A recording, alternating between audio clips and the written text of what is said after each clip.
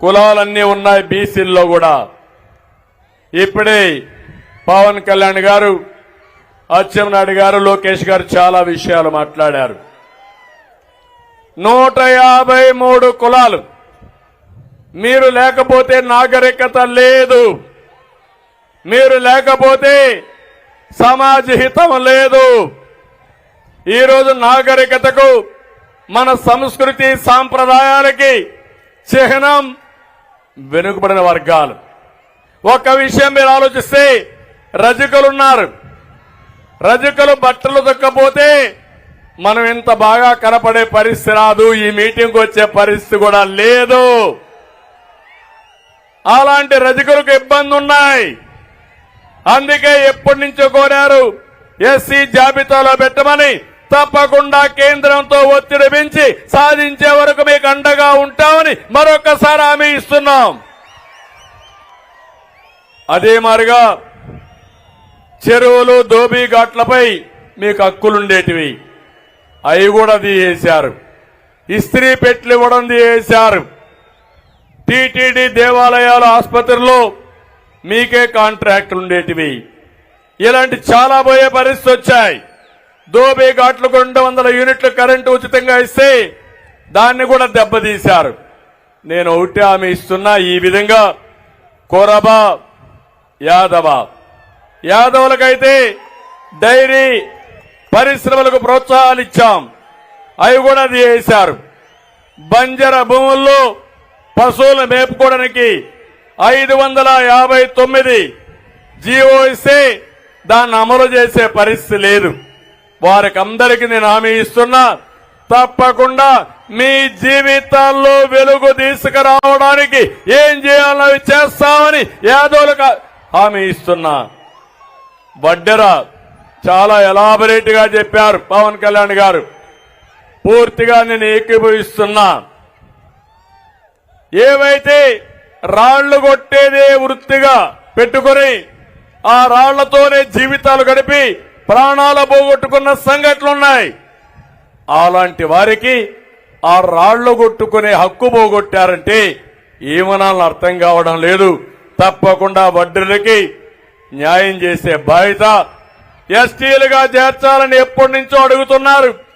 ఇది సాధించి తీరాలి. దీనికోసం పూర్తిగా మేము మద్దతుగా ఉంటామని వడ్డీ కులానికి హామీ ఇస్తున్నా.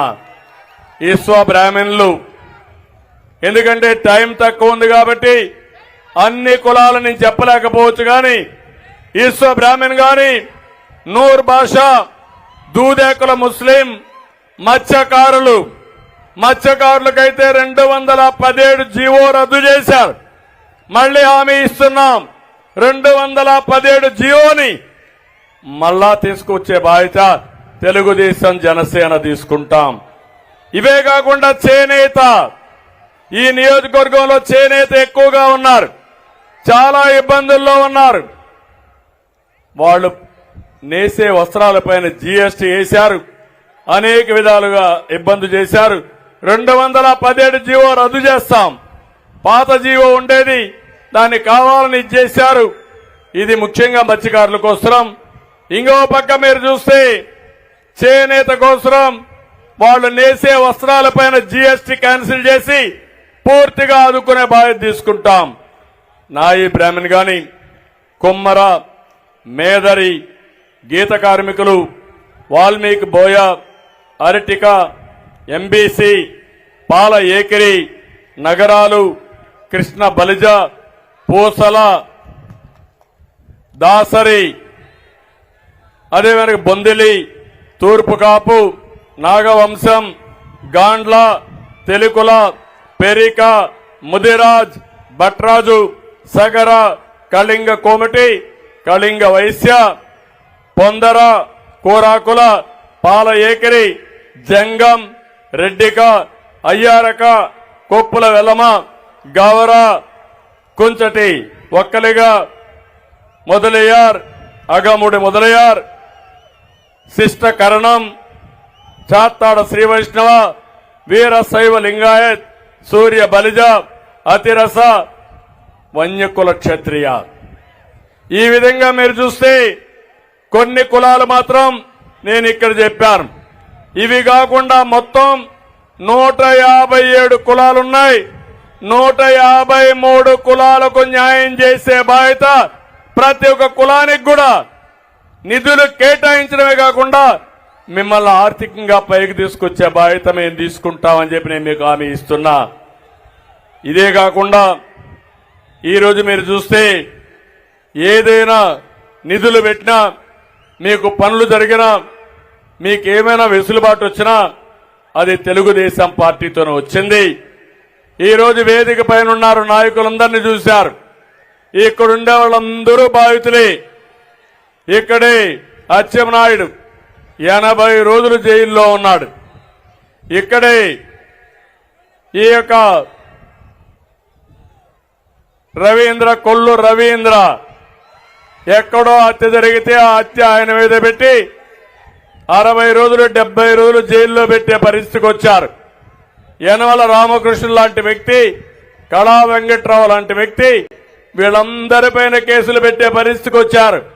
ఒకరిద్దరు కాదు, కేసులు లేకపోతే వాళ్ళు బీసీ నాయకులే కాదు, అందరి మీద కేసులు పెట్టే పరిస్థితికి వచ్చారు. కడాన నేను బాధితుడిని, మా పవన్ కళ్యాణ్ గారు కూడా బాధితులమే. ఇది ఒక దుర్మార్గమైన ప్రభుత్వం. 40 సంవత్సరాలుగా ఎప్పుడు చూడని ప్రభుత్వం. బీసీ నాయకత్వాన్ని పెంచిన పార్టీ తెలుగుదేశం పార్టీ. బీసీ నాయకత్వం పైన గొడ్డలి వేటు వేసిన పార్టీ వైఎస్ఆర్ కాంగ్రెస్ పార్టీ. నేను అడుగుతున్నా మిమ్మల్ని, ఈరోజు జయరామ్ గారు ఉన్నారు, మంత్రిగా రాజీనామా చేసి తెలుగుదేశం పార్టీకి వచ్చారు.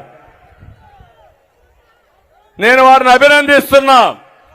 అదే సమయంలో మీరు ఒకటి గుర్తుపెట్టుకోవాలి, ఆయన్ని ఎమ్మెల్యేగా తీసేసి ఎంపీగా పొమ్మన్నారు. కారణం చెప్పమన్నాడు. కారణం చెప్పలేదు. చెప్పకపోతే నీ ఎంపీ నాకు అవసరం లేదని ఎంపీ కూడా వదులుకున్న వ్యక్తి జయరామ్ గారు. నేను అడుగుతున్నా, ఆయన తప్పులు చేస్తుంటే ఆయన కాదన్నారు. కానీ మీ పెద్దిరెడ్డి కుటుంబ వ్యవస్థ ఉంది అక్కడ, రాష్ట్రాన్ని దోచుకుంటున్నాడు. గనులు, లిక్కరు ఒకటి కాదు, ఏది దొరికితే అది అడ్డంగా దోచుకున్న వ్యక్తిని మార్చే శక్తి మీకుందా అని నేను అడుగుతున్నా. సమాధానం చెప్తారా అని అడుగుతున్నా. ఇంకో పక్క వెనుకబడిన వర్గాల్ని ఊచకోత కోసేటువంటి ఏదైతే పల్నాడులో ఉండే రాజకీయ నాయకులు మార్చే శక్తి మీకుందా అని నేను అడుగుతున్నా. 18 మంది బీసీ నాయకులు చెప్పారు, చంద్రయ్యని చంపుతా ఉంటే చంపే మునుపు జై జగన్ను, జై చంద్రబాబు ఏ విధంగా మర్చిపోగలుగుతానని నేను అడుగుతున్నా మిమ్మల్ని. నేను పాడిపోసా, అది కాదు ఇక్కడ ఇష్యూ. నా కుటుంబ సభ్యుణ్ణి